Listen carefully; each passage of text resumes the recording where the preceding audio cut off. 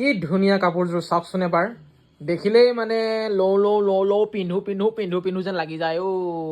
এয়া হৈছে মিচিং কাপোৰ পদ্মিনী সূতাৰ ৰঙা ৰঙৰ বহুতেই ধুনীয়া আপোনালোকে ইয়াত ব্লাউজ পিচ পটি মেখেলা সকলোবোৰ ধুনীয়াকৈ পাই যাব এয়া যে দেখা পাইছে এয়া হৈছে চাদৰখনৰ পটি আৰু ব্লাউজ পিচ ইয়াতে সোমাই আছে আৰু এইখন হৈছে মেখেলা লগতে এইখন হৈছে চাদৰৰ ফুলৰ ডিজাইনটো এবাৰ আপোনালোকে ধুনীয়াকৈ চাই লওক